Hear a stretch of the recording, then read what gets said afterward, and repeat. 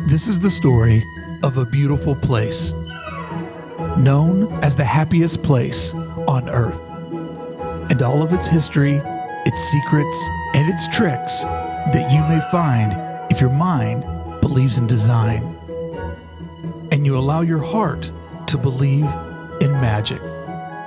Step inside and become a citizen of Disneyland. Greetings, fellow citizens of Disneyland. Brickey here with this week's episode of Disneyland for Designers, where me and my co-host, Tony Mendez. Tony, what's up, bud? Good to see you. I feel like it's been a really long time since I've seen you. That's an inside joke because it wasn't. We hung out all weekend when Tony came down to Anaheim to not only attend Designer Con, but to be a part of the first ever night of Merriest Nites, which today's subject is Tony and I, academically speaking, have taken Merriest Nites, divided it up into 4 major categories, which we've all given a alphabetical letter to it, A through F. F being worth 0 points, A being worth 4, and you can figure out the rest in between that space if you have a scratch piece of paper if you want to play along at home, because essentially what we want to do is evaluate Merriest Nites and give it an honest grade on what this new event means to Disneyland. As we discussed on last week's episode, our countdown to Christmas, some people are worried that this 5-night trial could be what next year looks like to get a lot of the holiday offerings. I don't know that I see it that way, but I do know that we have each done our ballads in secrecy, given our honest opinion. So you will get the hardcore goes to Disneyland twice a week opinion, and Tony's goes to Disneyland twice a year opinion. Tony, are you ready to begin our critical review of Merriest Nites at the Disneyland Resort? Yeah, let's get into it. Let's do it. Okay, so our very first category is this. We took the parties, because when this event was dropped, as we've talked about in other episodes, they made the announcement on a Friday. Tickets dropped on a Monday, which is pretty insane non-promotion of an event, which you would think Christmas at Disneyland is already peak excitement, peak Disneyland, and you knew that this year it'd be bigger than ever due to the fact that there was no Christmas last year because of the Thanos snap. So therefore, when they gave out this announcement, it was pretty remedial. It gave you a pretty good description of what was going to happen on Main Street USA, a Victorian themed party with your hosts, Mickey and Minnie. But then as we got over to the other 5 parties, it just became more and more vague. And you even joked when they got to the last one, you're like, hey, because everybody loves Buzz Lightyear on Christmas morning. Yeah, it was just Buzz Lightyear for Tomorrowland, which I may have to be eat crow a little bit, Mark, because I think I was very critical about Buzz Lightyear, and well, you guys will see. You guys will see. This will be good. Yeah. When we get to that one, you had a change of heart, which sometimes Disneyland can do. The things that we are the most excited about, Space 220, are sometimes the things that we're left not being that excited about, but other things that we don't even really, get that pumped up about are the things like, whoa, I didn't see that coming. For example, when Avengers Campus opened, I just remember that morning being like, I can't believe how fluid this technology is. Like, I literally had childlike excitement when I did this the first time and I saw how efficient it was. And I don't really care for video game type rides. So let's go through and evaluate, because they promised us 6 different parties. So we're going to spend a lot of time in the opening here talking about the parties, because that was the big attraction. And I did a video right out of the gate saying, who is Merriest Nites perfect for? And I said early on, people that had more money than time. Oogie Boogie's Bash, I could recommend to anyone. This being a new event, this being a slightly more expensive event. I didn't really know what to say as far as reviewing it because I hadn't been there yet. And I never want to be negative for the sake of being negative, but I also never want to be positive for the sake of being positive. I do a little thing called honesty and broadcasting, where I always give my real opinion. Some people really appreciate that. Some people loathe it. I can't really care. I can only be me. That's the business that I'm in. But one of the things that scared me, Tony, and I talked about this in other bits of media before you had joined along with me, was that when everything you're describing ends with "and so much more," that to me says you don't know what you're doing yet. So it seemed a little hasty. It seemed like a quick release.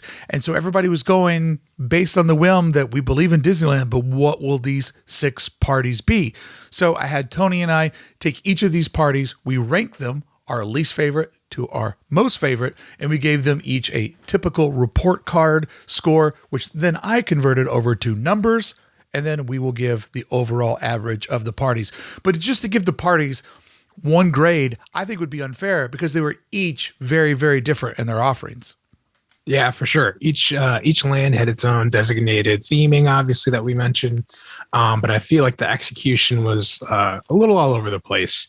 And you'll see what we're talking about once we get into these. But yep, absolutely. All right. So we both had the same bottom one, our 6th favorite, which is as low as you can go. And quick asterisk or caveat to all of this is that Critter Country, Galaxy's Edge, those lands were closed. Once you got off the Haunted Mansion, the farthest you could go was right there. And it said Critter Country is not open, which that eliminates that portal into Star Wars Galaxy's Edge. And for my old school Disneyland friends, well, not really that old school, like the last 4 or 5 years ago, but all of the different tunnelways that led into Galaxy's Edge from Frontierland, they had the benches up, they had a cast member standing there. I'm like, whoa, that takes me back to the old days when, it's like, no, you can't even go down there. You can't even see the wall anymore. So it was definitely interesting to have that sort of bizarro throwback in a year of so many weird throwbacks. But we both had at the very bottom Fantasyland, where they promised a Frozen themed party in Fantasyland. Tony, I will let me go first on this one because I was more critical. I gave it an F.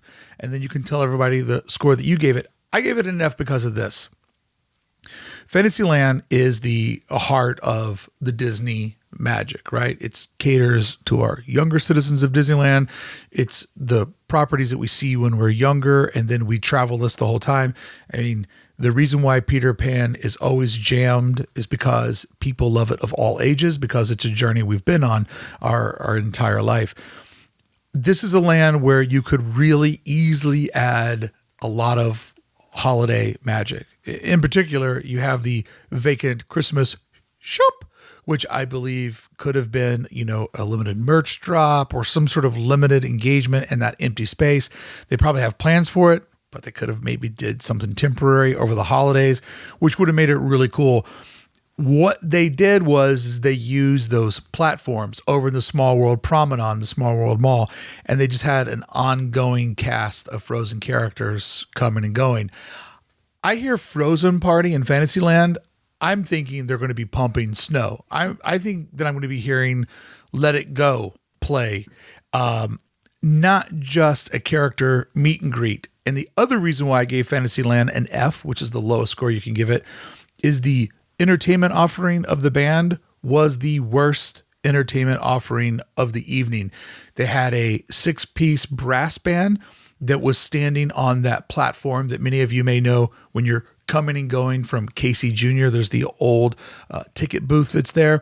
There's that little area with a few tables that overlooks Dumbo, one of the bravest rides you could ride on. And that little area, they had a 6-piece band there, and they weren't wearing any sort of matching costuming.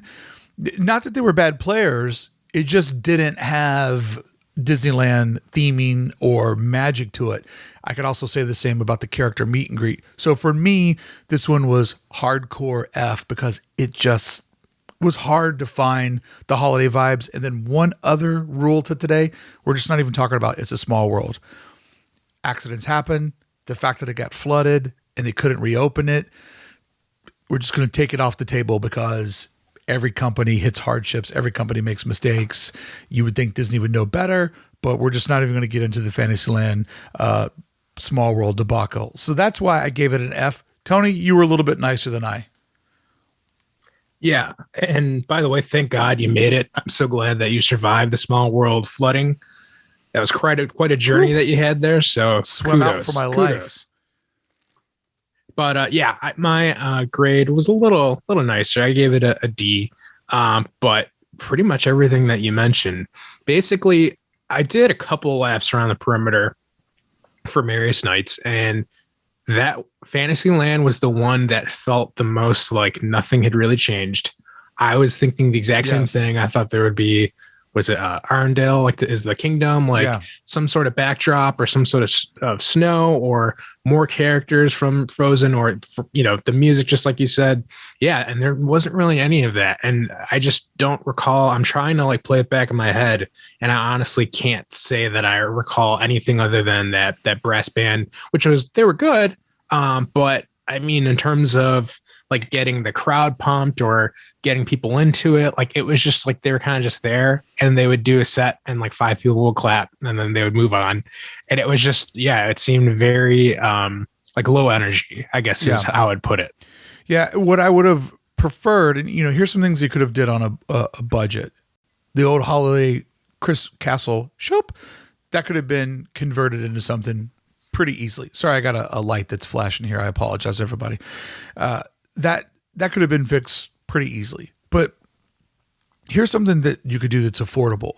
That could have played some sort of Christmas music that sounds adjacent to the normal Fantasyland background music that they play in there. That doesn't cost a lot of money, and that would have just changed it for these 4 hours. Something else they could have done that would have been very affordable if they wanted to make it truly feel like a Frozen party. The Small World Promenade, just put some other characters over there. But imagine if for one night we didn't have King Arthur's carousel. I don't think anybody would be like totally screaming and broken heart if that carousel was full of characters. So you could essentially come into the heart of Fantasyland. There's Christmas music playing. There's characters all the way around that thing. And you could literally just walk around and see them in the heart of it. Like, and if they were kind of interacting amongst each other, the ones that are technically allowed to talk to each other, I don't know what the rules on all that are.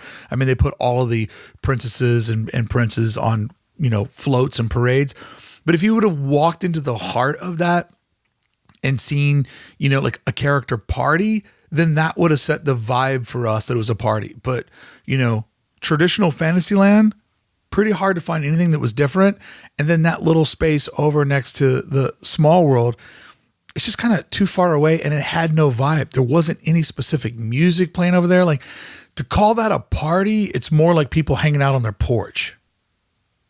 100%. And I even think about how it's a little bit of a missed opportunity where you could have done something with, Mad Tea Party, where you have, the lights going, strobes or snow or something to that effect. Projections, right? Projections and music, crank it up, make that area something that people want to go and check out what's going on over here.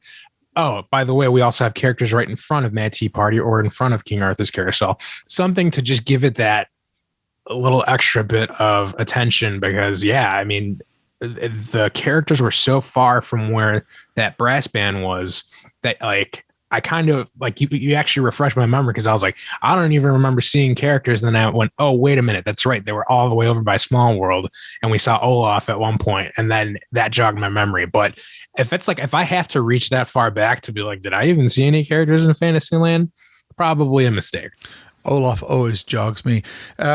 They did have a little meet and greet over by the holiday shop, like the tunnel that would take you over to Snow White's grotto, which heavy rumor that's getting taken down for a new food stand called Snow White's Grotto Gelato, coming in 2022, sponsored by Bob Chapek. But then over in the Fantasy Fair, they did have Santa Claus, which was pretty cool. But yeah, overall, Fantasyland, it's a big footprint, which to me says you got to go a bit harder to make it feel like a Christmas party.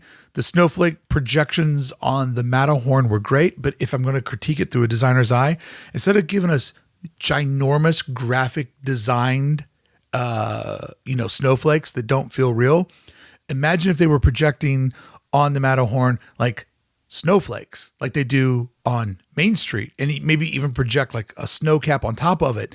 That would have looked really cool to see, like a more realistic snowfall coming down on the Matterhorn. As we move over to our number 5 slot, this is where me and Boy Wonder part ways.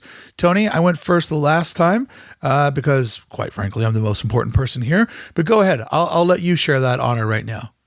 Okay. So my next one was the Frontierland Feliz Navidad party, which the mariachis were cool on seeing them up on the Golden Horseshoe because it's such a good focal point. But other than that, I don't recall the vibes being as prominent as some of the other lands. And I'm trying to think of like what else was going on besides that section. Can you refresh my memory? Was there anything else besides that? No. There was just the mariachi band up on top of the Golden Horseshoe and not a ton of holiday decorations in Frontierland, but they do, for whatever reason, play a more classic American Christmas playlist in there. Some of that type of, mid-century type Christmas music, which adds a vibe to it. But yeah, the mariachi band was the only thing in there. Okay. Yeah. Cause that was the other thing too, is with the mariachi band is because of the Mark Twain with their jazz band. Yes. When it would come in at the same time that both were playing, the mariachis would cancel out the jazz band instantly. Like the mariachis had a way better setup. So their speakers were just blasting nonstop. And so I think it was even on I rode the Mark Twain once. At one point, like we got close to the dock and they kind of like stopped singing just to let them finish their set. Right. And then they kind of picked it up as soon as it was over. So that was kind of a big issue for me. Yeah. As my friend Jack Skellington would say, that's what it sounds like when two bands collide. So not always the best sound. So you gave the Feliz Navidad party a C in Frontierland. I gave it a C as well. I thought it was good. I really like seeing the band up there. They had two different bands. There was one where they were just wearing the traditional costuming, with the flourishes and embellishments all over it. And then the second band, or maybe it was the same band, different costume. It's hard to tell. The bad thing about putting everything up on a balcony is if you get further away, you can see what's happening, but you can't really like see it crystal clear because you're further away. But the closer you get, all you end up seeing is a handrail and you can't really see people's faces. It's kind of the problem that we experience over at the HQ building in Avengers Campus. But the second group, or the second costuming, where they all had those big white sombreros on and they looked like the Tapatio dude just, 8 times out on the balcony, that was sick. And they sounded great. The music being there was awesome. I kept hearing a lot of people though saying, I thought we were going to see Miguel from Coco over there. And I didn't see that. I really didn't see any characters other than the band up on the stage top, which gets me over to what I actually had at number 5, because I just gave you my 4 because we were both at a C. I gave Adventureland a solid F. I gave out 2 Fs, Fantasyland and Adventureland, because 2 dudes that were really great at singing tropical inspired holiday songs. They were good performers, but 2 dudes and 1 Christmas tree does not make a holiday party. And Adventureland doesn't go hard for holiday theming. In my mind, I remembered that it did more, but then people reminded me like, no, they just do the Christmas tree on top of the station where you would go in and out for the Jungle Cruise. That's a great Christmas tree. It's my favorite non-ginormous Christmas tree at the resort, but 2 dudes and a good Christmas tree is not a party. And I really thought that over in the tropical hideaway area, they might make more of a vibe, like just drape down some Christmas lights for the night. I know that I saw, is it Lilo or Lilo? Lilo. Never seen it. Don't care to. I saw her, which is a character you don't get to see a lot. That jerk Stitch you see all the time, and I don't like him there. He's a vandalizer, and that's not how you treat Disneyland. I think he should be removed from the premises permanently. But it just didn't feel like a party. So when I weighed out the 2 lands, I gave Frontierland a C because they had Christmas music and decorations and a mariachi band. When I look over at Adventureland, 2 good dudes in a sick Christmas tree is fun, but it's not a party. And they could have easily did some projections or some Christmas lights or just some street performer or just something, like if you would have went over to the Tropical Hideaway and they just had some Christmas trees up and draped out some lights and just had, the music kind of bumping when those guys weren't playing on the rooftop, it would have been awesome. But to call that a party, that's a bit of a stretch. If they would have had the Jingle Cruise, would that have put it over the top for you, do you think? Would that have bumped it up a bit? Yes. 100%. I paused because I got ready to curse. The Jingle Cruise would have been amazing. And if you could go on skipperless boats where you're just cruising through the jungle hearing on an old broken AM. You're listening to Disneyland Radio, Sound of the Jungle. There's an old Christmas song from Andy Williams.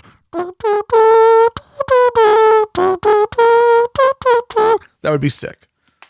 Everybody would love that. I'm all about that. Next time. Everybody just did love that, Tony. Right? I mean, that's armchair imagineering at its finest. Could you see me up in Burbank, like, yo, this is what you guys need to do? Like, get him out of here. Who invited this jerk? So I've given you my bottom three. We're missing one from you, and it is. That would be Adventureland, which I believe I gave a C. I was less critical than you. I definitely see exactly what you're saying. And in hindsight, now that I think about it, I'm like, oh, yeah, because when I was there, I spent a lot of time in the, what's the tropical grotto, like behind the tiki room? Yeah, I forget the Tropical Hideaway. Yeah. Okay, the Tropical Hideaway. Yes. So that was the only. I had like a whole list of like, man, I gotta get this exclusive treat. I gotta get this thing. I gotta eat this. And then I only ended up having one exclusive thing, which was the blue pineapple watermelon Dole Whip, which was really, really good. But I spent a lot of time just sitting in there, eating it and enjoying the two dudes playing the Polynesian Hawaiian, Christmas music and chilling out with Lilo off to the side and just having, empty tables nearby me was such a nice like change of pace that I was like, oh yeah, like I was vibing sitting in there. Plus I had Bengal barbecue right after that. So I think again, this is more of just my personal experience there that moment. Yeah. But I think I got a little more out of it because I actually just sat and ate and spent more time in there and got to kind of soak it in a little bit more. But I totally agree with what you're saying. They needed to do something extra, I feel like, because really, it was just those two dudes and Lilo. So you're telling me that the sugar was talking when you thought back on your nostalgia for it. And one thing that you bring up, two things that we don't evaluate on this countdown is merchandise and food offerings, just because I always want people to know what the event's like. However much money you're going to spend when you get there, that's up to you. And, I think one of the biggest tears in the Disney community is people fight over value. And I'm under the premise of $1 means something different to everyone. Some people, $1 is a frivolous thing and, it takes a certain pile of them for it to feel the pressure. And some people, unfortunately, are in a position where they have to count each and every dollar. So I don't really get into evaluating limited merch and food because that's not the party. That's spending more. And I like to just get it down to the base. So let's begin our top three. I see that we are at a dead tie. We each have Tomorrowland as our number 3 as we're working our way up to the top, Casey Kasem style. Number 3, Tomorrowland.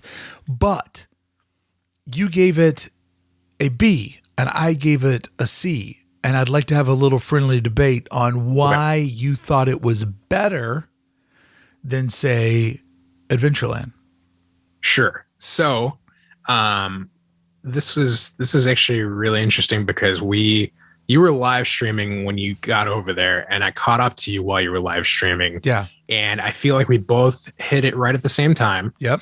And I think both of us were pleasantly surprised with how entertaining that setup was because really explain it to everybody. So basically the Tomorrowland theming, Buzz Lightyear theme, everybody's favorite. Buzz Lightyear theme meant that they ended up having a DJ on the launch bay not Carousel of Progress, Launch Bay stage that they use now, or like upper level. So they had a DJ with awesome LED Christmas trees and rigs and everything. Yeah, go ahead. And also not America Sings. That it was also America Sings there for a while too.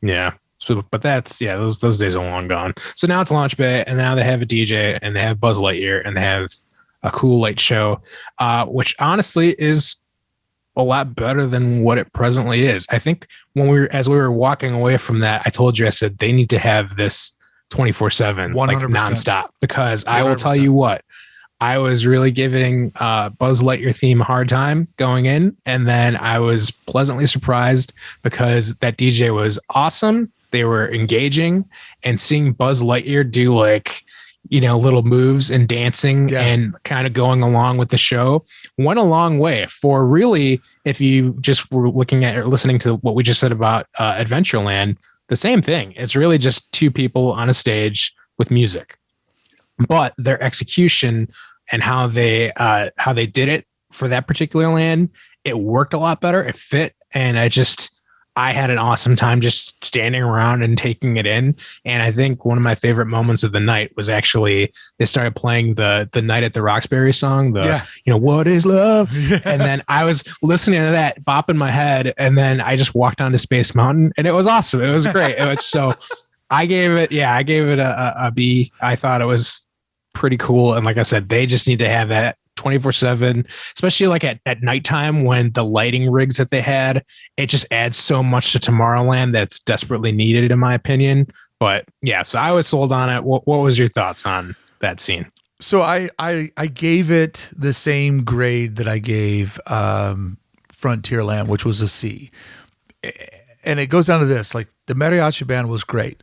Buzz Lightyear and the DJ was great. I love that they had those neon Christmas trees and they had the lighting going.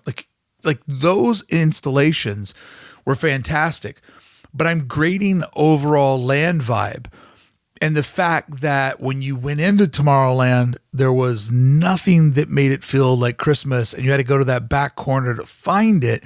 And I just kind of feel like the way that it was built, I was imagining each land celebrating Christmas.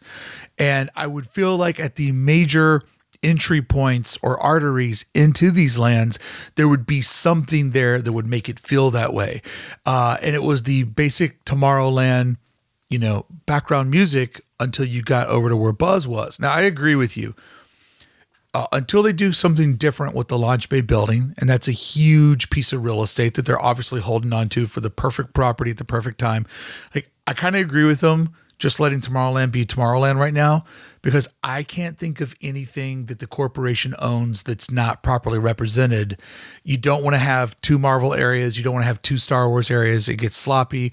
There's already the Pixar Pier area. So I really think that Tomorrowland inside of Disneyland might be some of the most valuable real estate that the Walt Disney Corporation owns, bar none.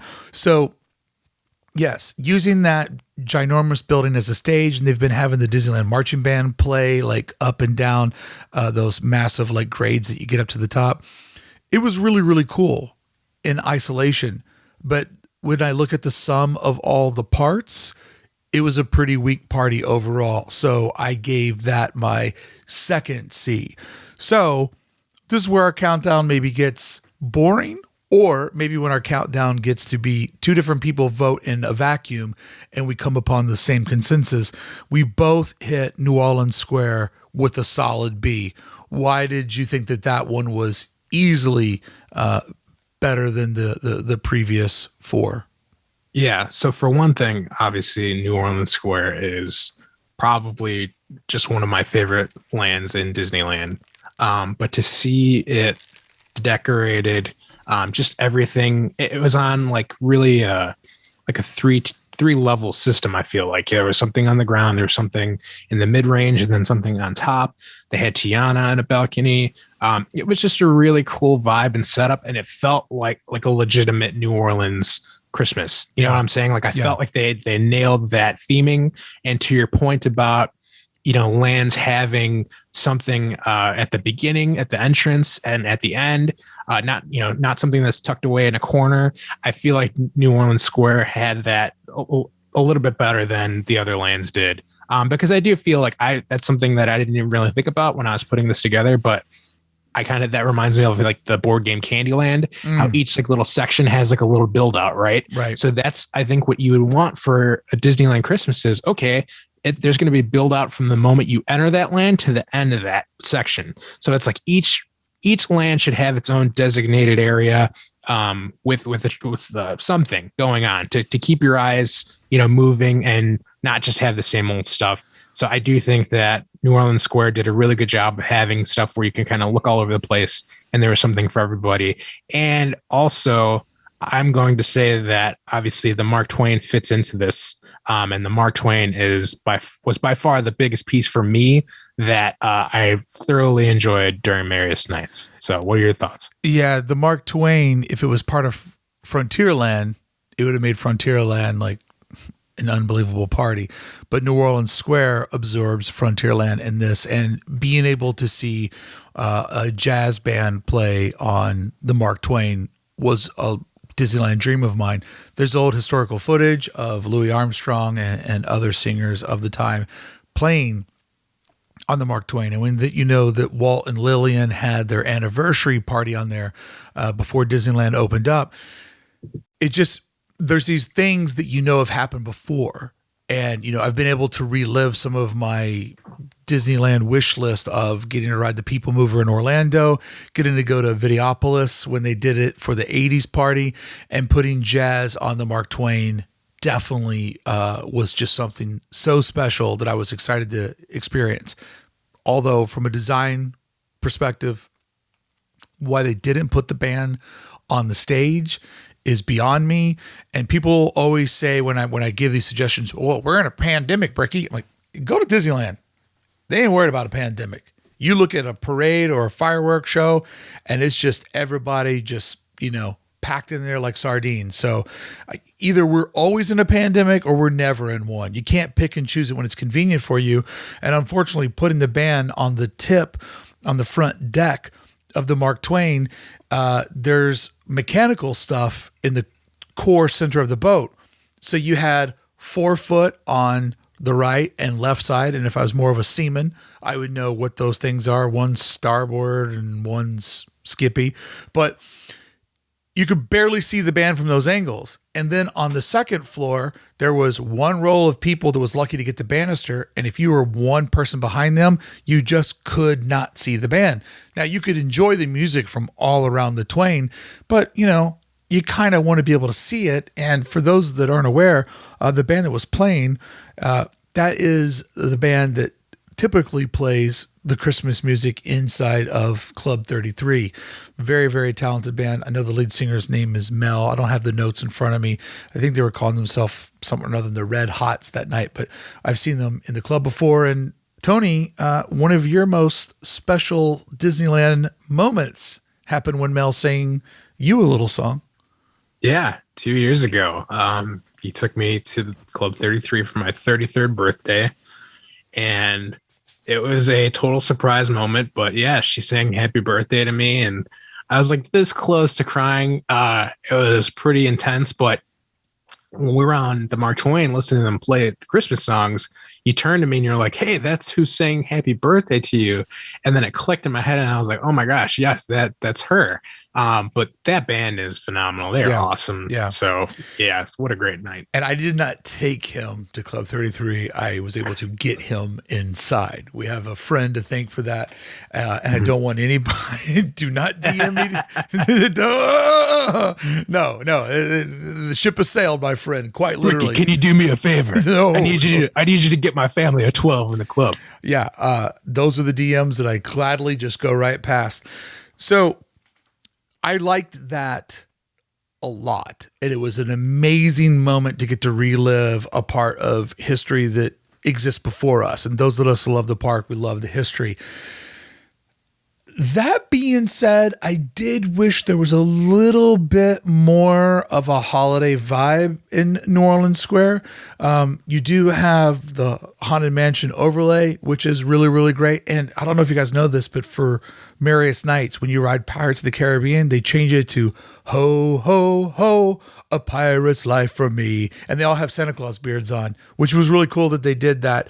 But as far as the street side goes, it really looks Christmas magical all the time. And I think for this party, when I was evaluating, I was trying to think about what am I paying for that I can't get the rest of the time? You know, like why would you buy this ticket, which is more expensive than a regular single day ticket, or an addition to a pass that you may have already prepaid for or be making monthly payments on it. So New Orleans Square shines during the holidays. I was looking for maybe just a little bit more shimmer. That's why I gave it a B. But we're both in unison that the final party, really the part that shined the most, as it does every visit to Disneyland, our sweet, sweet, blessed Main Street USA came through in a big way. A's from both of us. Yeah, it was supremely magical. Yes. It's the first thing you see when you walk in. It's the last thing you see when you leave. And that particular area was just so chock full of Christmas that Yes. you would have to be some kind of stone cold psycho to not have any feelings walking up and down that thing, because it's everywhere. And it's just like, the music and the smells and the sounds, all of it, just people having fun. And, you know, it's like a moment in time that they've really done well. And you've mentioned this several times, and it's 100% accurate, is that it is the little village at the bottom of your Christmas tree train set. And especially with the projections, That they nailed that. Yeah. that's what upped the ante. Those projections put a life into Main Street that we imagine is there, but it put it there even more. Like, man, seeing the couple dance in the windows, it just hit me. It hit me so hard. The thought of, you know, a lovely couple just dancing and having an amazing, like when I went to the park Monday after Designer Con with some of our artist friends, and it was a very rough day. Park was full. Things were not going our way the first half of the day. It maybe bounced around. I don't want to give away a vlog that I'll be releasing soon. But the thing that got me that day, and the reason why I love the park, sometimes it has nothing to do with Disney. It has everything to do with the citizens of Disneyland, which is why that's such a big mantra of mine. We're coming through on a rough day. They're playing Christmas music, and there was just a couple slow dancing to Christmas music in the middle of Main Street. And it just like literally, I was talking to my friend Jeff, who looks like a serial killer, and it just made me start crying. Like I just sort of like, oh God, that got me. And he's like, look at me, he's like, you all right, man? I'm like, dude, I'm telling you, this place has a hold on me. So those projections, Tony, I didn't mean to steal this from you, but it's like, you know, when your grandpa has a classic car out in the garage, and then he pulls the cover off of it, and he washes it, and he waxes it, and he puts on, like, you know, the perfect music from that timepiece, and it's like, it's optimal vintage. And that projection there, it hit it there so hard. Yeah. And it was Victorian themed, and boy, did they nail that theming. I mean, it was truly over the top. And I think you were even the one where you pointed out there was like projections that I was missing, like, because there's so much going on. There's so much to look at. I think it was above the Penny Arcade. You're like, did you see those people ice skating? Oh. And then I had to look up and go, oh my gosh, they do have silhouettes ice skating above the Penny Arcade. Just phenomenal. Everything top to bottom. Fantastic job. And we haven't even gotten into the Muppets yet, Mark. So the Muppet Show that they have, I have the note over here in front of me. It is the Muppets Christmas Caroling Coach. Phenomenally executed. It comes out on the omnibus faster than I thought any vehicle was allowed to go inside of Disneyland. They go up to the hub, they do a lap, and then they stop and they do a performance. And on opening night, I accidentally stood on the wrong side of the road, and I got what security officer Brian dubbed as the backside of Muppets, which is hilarious. And there was a cast member who, she saw me with my camera, and they flew by me, and I'm like, what do I do? And she looks over and she goes, they're going to come back down. So for a while in my live stream, I just stood there, and then I realized they're going to come back down in like 20 minutes. So I ended up walking down the street, and by then it was too late, and I really couldn't get a good shot of it or whatever. Well, I was at my second Merriest Nites last night, and that cast member came over to me, and she's like, I'm so glad I saw you. I went to bed that night, like thinking about you. Like, I told that poor guy, oh no, they're coming back down. She's like, nobody told us they were doing a full-on performance down in the hub. That was a surprise to all of us doing operations. And I was like, oh no, it's no big deal. And she was so sweet that she felt bad. She's like, oh no, they're going to come back down. But to pass along her goodwill, last night I saw lots of people like standing and looking down the street, and I would walk by and be like, if you're waiting for the Muppets, they do 3 songs down there. It's going to be about 15 minutes. And I was like, thank you so much for letting us know that. Because if you get the backside of the bus, you're just standing there waiting for it to happen, and they rip 3 songs and do comedy like interludes between them. So they put on a full-on show, and the way that thing is choreographed, it's all pre-recorded. I don't know if you know this, Tony, but the Muppets are puppets. And spoiler, it's like dead on. Like, I don't know. I mean, they're Jim Henson folks, right? So of course it's the best of the best, but it's so dead on and impressive to see the Muppets One Take Jones live just nail it. Yeah, that was by far one of the most magical moments, is seeing the Muppets IRL cruising around in Disneyland, doing a show, doing Christmas stuff. And it wasn't just like, oh, here's Kermit and Miss Piggy. Like, they paraded out a bunch of Muppets, and even seeing the cast members that were driving the omnibus, like dancing and rocking out with that, was just so great. I only got to catch, like, I saw it coming around the hub, and I was like, oh my God, it's going to like tip over and fall onto Walt. But they were going really fast. I got to see it pass by once. And then I think both you and I saw them do when Pepe was singing Feliz Navidad with Gonzo's chickens. So good. And then we caught them at the very tail end of Main Street when they were finishing up driving down Main Street. And correct me if I'm wrong, Mark, but the Stadler and Waldorf, the 2 old dudes, them chiming in at the end of that, how good was that moment? So awesome. So it's imagined the whole way through. Like, the show starts before you even see the bus, because they do a little intro. They have jokes. It's really a masterful use of Main Street USA as a runway and the hub as a stage, but also the sound system as a way to tell this story that goes along with the omnibus as it's coming up and down. It is really, really well done.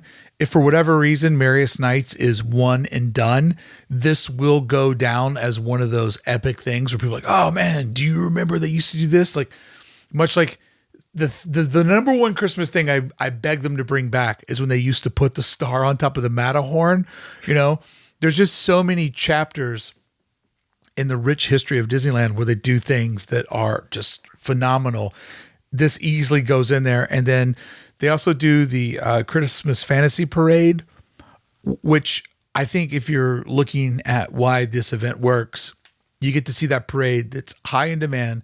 It's a California Christmas tradition, and you get it with way less people. You get it 2 rows on Main Street, not the 5 and 6 that can build up on a normal day. And then something a lot of people don't know that happens because it's blocked by the ginormous Christmas tree is the handbell carolers line up on the stairs of the Main Street train station, where I believe they have maybe 4 or 5 women and men, Victorian clothing. They have the bells. And so they do some songs where they're just doing the handbells. Then they do other songs where they do caroling. And seeing them in that Victorian garb lined up on the steps in front of Main Street is really, really awesome. So, of course, Main Street USA always comes through, but it comes in real big this time, getting A's across the board from our panel. And the little Christmas tree in Walt's office, just such a fantastic nod. Yeah, it gets me every time. Yeah. So here's where we're at. Tony gave a total over the 6 different categories. His alphabetic ratings ended up being 15 points, which averages out to 2.5, which is a solid C. Mine were a little bit critical with 2 Fs in the bottom.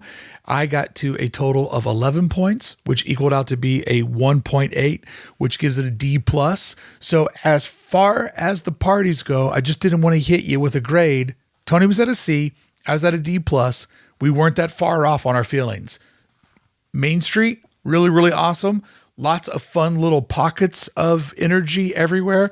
But as far as promoting it as 6 different parties, it was a handful of different installations, which I think would be a more accurate way. And they were solid. They were good. Not one of those performances, other than the brass band and Fantasyland, lacked that much imagination. They were all really, really solid.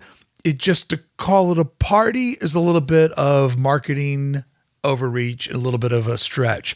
Now, our next category that we don't have to spend this much time in is rides.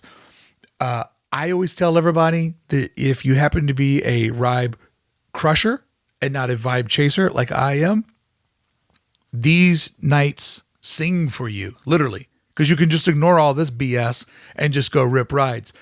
I was busy live streaming and filming videos, so I don't get the luxury that a lot of other people do. But as I walked around, everything looked pretty easy. So, Tony, I gave it a B only because I think Galaxy's Edge and Critter Country should be open, and that you should have access to all of Disneyland for that price point. What did you give it? Yeah, I believe I gave that an A because yes, you did. In terms of, so again, I'm from Chicago. I flew out for this. Now, I am not inherently a ride crusher. I like going on the rides, but my rule is if it's over 30 minutes, ain't happening. So for me, who was kind of cruising around solo, to be able to just walk on to pretty much anything and everything, it was awesome. Like, I felt like if that's all you were there for is to go on rides, is it extremely expensive? Yes, but you will get your money's worth because Disneyland is not as big as Disney World. You can definitely do pretty much everything in that span of time. So I feel like if that's what you're all about, if that you want to make sure you're hitting all those attractions, you are definitely going to get the most bang for your buck. But yeah, absolutely. I will say though, it was funny because I didn't know the day of that Galaxy's Edge was off limits. So that was a huge downvote for me. I was like, come on, man, how could you not have, even if like, I don't even need it themed, like just have it open where I can go in there and there's not a whole lot of people, because really that is the whole aspect of the ride crushing, is that it's, there's reduced capacity. So you can go on whatever you want, whenever you want. So to not have Galaxy's Edge, that was a huge letdown. But overall, being able to walk on anything is always fun. So yeah, as I ripped around doing my complete lap, everything was easy to get on. And in fact, if I were to not live stream one of these parties, I feel very confident I could do a vlog where I could show you that I rode everything that was open during that 4-hour window. Yeah. Also too, obviously they handed out these sweet lanyards that both of us are wearing. And it was a nice little added bonus of like going on rides that are in the dark portions of it. Yes. And you get to see it lit up with everybody's lights on. Like riding Big Thunder with everybody wearing these is kind of an experience. It's kind of a vibe. Yeah, and also just seeing citizens of Disneyland moving in all directions with their Christmas lights on is really cool. The next category that we judged was the overall vibe. We took the parties in a different category. Obviously, rides is a different category. But overall vibe, I gave it a B. I am a vibe chaser. There were lots of vibes there. I had lots of very amazing Disneyland memories that I remember forever. And to me, that alone was worth it. That's what I care about the most. I do give it a B though, just because it was a little stretched out and sparse. But, I don't want this to sound overcritical, because like the Muppets is epic. And then walking into Tomorrowland and it doesn't feel like Christmas isn't epic. But when I judge those out overall, the Muppets and the projections and the jazz band, those moments are so intoxicating that you can kind of forget that there's things that aren't missing. But if you're going to review something, you have to have a critical eye. So overall, I give it a B. And it could easily, with like, I don't expect them to spend a ton of money. I just expect them to spend a bit of effort. And if you gave me the Disney Parks team, I'd say, this is how you could go from a B to an A, and it's going to cost you less than $10,000. You know what I mean? Like, I don't think that they're that far away from an A is my takeaway. You're not wrong. I think there's definitely things that they can do for next year to improve it, make it better. Take some of the things that, were crowd pleasers and implement them for next year, add on to it, do more theming, whatever you got to do, definitely get these ratings up. But if I believe I gave it a C. You gave it a B. You gave the overall I did give it a B. Okay. Yeah. I'm looking at the wrong thing. Okay. So I did give it a B. Good. Because I was just going to say, for all those reasons that you just mentioned, it really was, it was good. Like it was really good. I had an awesome time. And again, as somebody that came in from out of town, I have a magic key. I paid the extra, I think it was like $175, which is a lot of money. That's a lot of money. But I still enjoyed myself. I had a great time. I got to do rides. I got to do vibes. I had a couple little snacks here and there, but overall it was good. It was definitely a good time, but that is the word that we've been throwing around here a lot is good. Yeah. Not great. Good. Yeah. And if you're a family of 4 or more, that changes, and you're spending, $175, or if you're flying in from out of state, this might not be the event for you. Well, let's move over to our final category, which is going to be the most debatable one. And I think that this is truly an individual path. We graded value. Like, what is it worth for the dollar? I'll tell everybody mine, and then I'll have you go independently of me because we were different here. I gave it a B, and I'll tell you why I gave it a B. Vibes are what matters to me. And if you could tell me, hey, you pay this much money, you get a quiet park during the Christmas, that's worth something to me. You tell me you pay this much money and you get once in a lifetime experiences that aren't available during normal times, that's worth something to me. You tell me I'm going to go there and it's going to give me the Christmas feels and make me feel the holiday spirit on top of something that's normally pretty close to being holiday perfection, that's worth something to me. So I gave it a B. The first night was $175. I want to break this down to everybody. They raised the price. A tier 6 ticket is now $164. So it's $10 more than a day at Disneyland. But Brickey, if I pay $164, I can go from rope drop to midnight. That's true. But I guarantee you, you can get more done in this window than you can on rope drop to close, because you could literally crush this park. I give it a B. Other people might differ from me because they have different agendas or their money is different than mine. And if you're into photo ops, merch, and treats, that stuff takes a lot of time. I don't care about any of that. Disneyland photographers are not good. I don't go to these things to eat food. I don't need merchandise because I'm a very picky shopper. I go there for the vibes. I'm a household with no kids. Me and my wife both work. We both make good money. So for me, solid B. That's my unique value. Don't tell me I'm wrong. You can't tell me what my money's worth. And that's why I'm not telling you what it's worth to you. I'm just simply giving it to you from my perspective. Tony, what says you? This was the one I gave a C, correct? Yes. Sorry, I don't have it in front of me. Okay, this is what I gave a C. How dare you? You know, I pay you nothing to do this, and this is what I get. How dare you? Yeah, I'm so unprofessional. Sorry, guys. But yes, I did give it a C. And basically everything that Mark's saying, like in terms of vibes themselves, yes, it's great and everything. But for somebody like me who's out of state, I just thought it was okay. Like it was great. But it could have been a little bit better. And that being said, I do feel like my biggest critique, and this is something I mentioned to you while we were in the park, is I had a lot of frustration trying to figure out like what the deal was for exclusive food, or when this was happening, one of the Muppets coming out, this and that. I posed this to Mark. Basically, my observation was, how difficult is it to implement something in the Disneyland app where soon as you log into the home screen, it recognizes your location is in the park. It's at an after hours event, so you can only be there for Merriest Nites.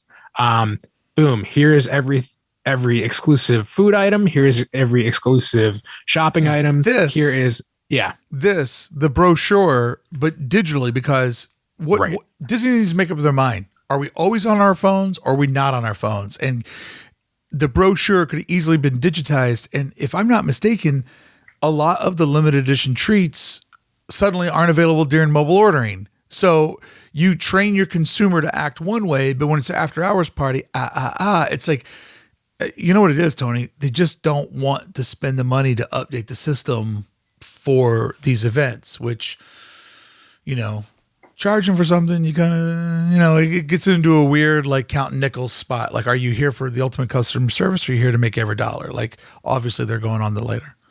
Yeah, man, it's just kind of a weird conundrum, because I dug all over the app. I'm like, okay, like, I think this place has something exclusive. I would have to, like, dig into menus, like, go into that. I would, like, click on that location, look at their actual menu. And then exactly, like, a lot of them, you couldn't pick that exclusive food item for mobile order. Right. You had to physically go walk up and order it, which I thought was kind of weird. So that kind of, and again, I guess that's kind of on me for not grabbing a brochure as I walked in. But yeah, in the age of everything is on the phone, we're all about convenience and making things quicker. Seems like a no-brainer to me. I heard a rumor, though, next year they're doing Santa Plus. So Santa Plus, you pay more money and you get to go over into the Rudolph lane, and you can just kind of go through things ever faster. So this is where it comes down to. I gave them on rides a D. Tony gave them a C. Or I'm sorry, on the evaluation of the parties. I gave the parties overall, when you averaged out my scores, it ended up being a D on the parties. Tony was at a C. Rides, I was at a B. He gave it an A. On the vibe, we were both locked in at Bs. And on value, I gave it a B. Tony gave it a C. Would make sense. We both have different amount of money invested on this. Me going 13 miles, you going 13 states. So that all makes sense. We got it pretty close in the end. I came up with a total of 10 points. You came up with a total of 11 points, which would go over to me giving it a 2.5, which would be a strong C. You had 2.75, which would be a C plus, which, funny, all of this gets me back to the video that I made before I went in there, that I said, who is this perfect for? I don't know. But as I broke it all down, my assertion was this. This is an event for people that have more time than money. And that estimation was dead on the nose. And if I got it wrong, I tell you I got it wrong. I'm not Nostradamus. But that's what it is. It's a convenience event, right? If you want to see a couple of extra things, but if you want to get a quieter version of the park, and if you want more intimate Christmas vibes, it's great for you. Just don't go there expecting too much different, because really what you're paying for, I think, is that VIP lightning lane park where the Christmas vibes, all the quiet spots, all the attractions, like everything is open to you. It's a pretty VIP experience. That being said, there is room for improvement. So I think C for the inaugural run is pretty solid. What says you? Yeah, I'm going to agree with that 100%. Especially just because, there were little things that could have been improved, that could be implemented, that can, bump it up over the edge. But yeah, it's still a great time. You're not going to have a bad time there. You're going to have a great time with the people that you're with, and whether that's, crushing rides or chasing vibes, it's up to you to choose your own adventure at Disneyland, Merriest Nites. But either way works, and you could do both. I did both, and I got to go on rides, and I got to hang out and crush vibes, and that was good too. But I was just thinking about how, isn't it weird that two of the moments that stick out most in my head is right at the tail end of the night. We shut it down, and one of them was getting to see Santa Claus. Yep. In Fantasyland, and then the other was as we were leaving on Main Street, over by the Opera House. They had the Scrooge McDuck and Goofy Jacob Marley, which are really, really cool. And I was like, why am I just seeing this now? The Jacob Marley Goofy costume is probably the best sculpted character I've ever seen in Disneyland. Yeah, it was great. So for those two things to happen at the very end of the night, and again, I did, I probably 3-4 laps around that place, and it took until both of us were literally done for the day and like already kind of, just waiting out the crowds a little and then to head out. And then we see Santa, Dolph Lundgren Santa, the most built Santa you've ever seen. And he was just there bringing cheer to all the girls and boys. And then we got to see a different Santa. Spoiler alert, there's multiple Santas. They're Santa variants. Yeah. Doctor Strange has totally opened up this wormhole, and we're all going to have a very wild Christmas. Seeing Santa Claus was way more special than it is most holidays, just because we didn't get to see him last year. And so it really reminded us of the distance traveled. And ultimately, when I was reviewing this, I was trying to keep in mind, like, what is this party? Because you only get to go one time, or you only have one first time is what I'm going 5 times, but you only get one first time. So I try to get in my mind, what was it like the first time I went there and not last night on the second time? And also there'll only be this year, hopefully, where you're coming in out of the darkness of 2020. And so I try to not let those two things cloud my vision and really summarize it for all of its parts. Friends, I hope you have enjoyed this evaluation of Merriest Nites. Let us know below. What do you think? It's too expensive. All right, fine. That's your opinion. But we didn't harp on that. We kind of gave you all the different ideas, the summary of its parts. Are you going? Have you been? Do you plan to go? Will you be back next year? Would love to know. Always enjoy reading all of your comments, but don't compliment Tony. Only me. Coming up in part 2 for members of the Circle of Trust. Nope, Club 1313. That's where we're at, Tony. That's where we're at, Club 1313. 1313. We are going to do some bonus content where Disney Plus Day was also last weekend. We both got to step into a blue carpeted Disneyland. That was wild. We're going to talk about some of the new projects that are coming that way, as well as touch on some of the current events only available for members of Club 1313. So if you're here, please leave a comment. Give this video a thumbs up if you're enjoying the podcast. And if you don't mind, subscribe to the channel. And if you want more of this content, as well as becoming part of a very fun community, Tony, every day you were there, you were able to hook up with buds. So even though you came out solo from Chicago, you're no longer alone inside of Disneyland, my friend.